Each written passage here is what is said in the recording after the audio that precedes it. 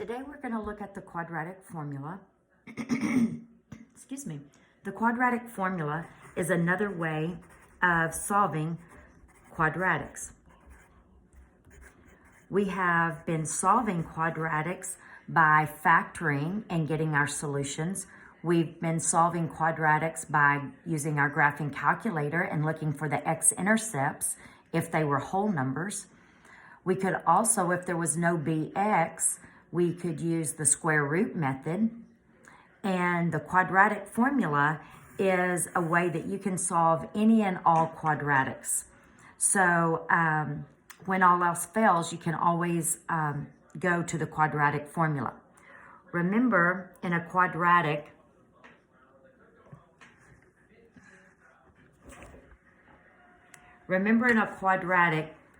it is in the form of ax squared plus bx plus c. It always has to be equal to 0, set equal to 0. So everything has to be over on the left, set equal to 0. The number in front of the x squared is the a value. The number in front of the x is the b value, which remember it can be positive or negative. And the c is the number with no x, and again, it can be positive or negative. When I start by using the quadratic formula, I always go over here to the left and I write a equals b equals c equals. The quadratic formula reads the opposite of b plus or minus the square root of b squared minus 4 times a times c all over 2a. So notice you need to know the values of a, b, and c to go plug it into our formula.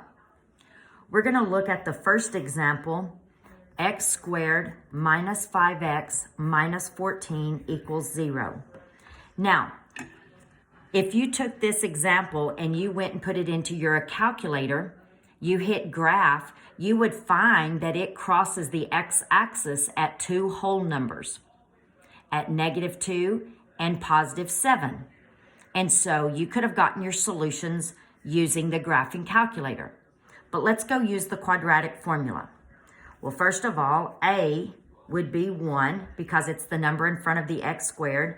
B would be -5 because it's the value in front of the x. And c would be -14. Then if I went and plugged it into the formula, I would need the opposite of b. So since b was -5, the opposite of b would be +5, plus or minus square root, parentheses, whatever b is, -5 quantity squared, minus 4 times a times c, all over 2 times a. So 2 times 1. Now, notice I have 5 plus or minus the square root, and I'm going to need to go simplify that, all over 2 times 1, which is 2. So now I'm going to grab my calculator, and I'm only going to type what's under the radical, because I already have my radical brought down. I'm only going to type what's under the radical. Make sure you're using parentheses here. So I would have parentheses, -5, close parentheses, squared, minus 4 times 1 times -14, and I ended up with 81.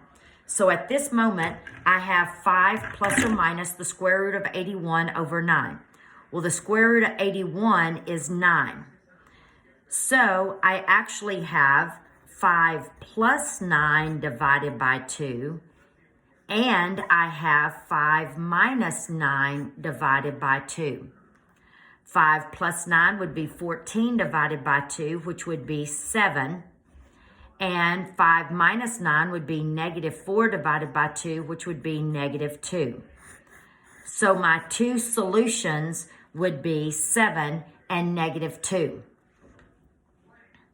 And like I said, if I went and typed this equation right here into my graphing calculator and I went over and graphed it, it would have crossed the x-axis at -2 and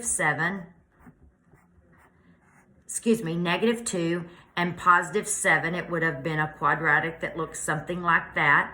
And so I knew that my solutions were -2 and 7. And sure enough, I got the exact same answers. Now, let's look at another example.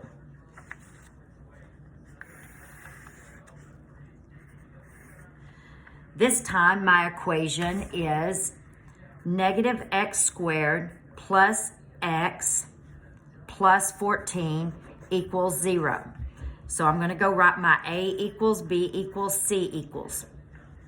Well, A would be negative 1, B would be positive 1, and C would be 14. So now I'm going to go back to my quadratic formula, and I'm going to need the opposite of B, so that would be negative 1 plus or minus square root, parentheses, 1 squared minus 4 times A, negative 1, times C, 14, all over 2 times negative 1.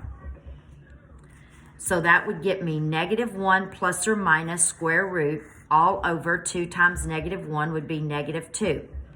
Now I'm going to go to my calculator, and I'm going to type what's under my radical here, which would be parentheses, negative 1 squared minus 4 times negative 1 times 14, and I get 57. Now, 57 is not perfect, so the square root of 57 gets me a long decimal. So I'm going to put this in parentheses, and some of your calculators put a parentheses right here for that and the radical, so you also have to close it. So we're going to go to our calculator, and we're going to have negative 1 plus the square root of 57, close parentheses. Be sure you put the whole thing in parentheses and divide it by negative 2.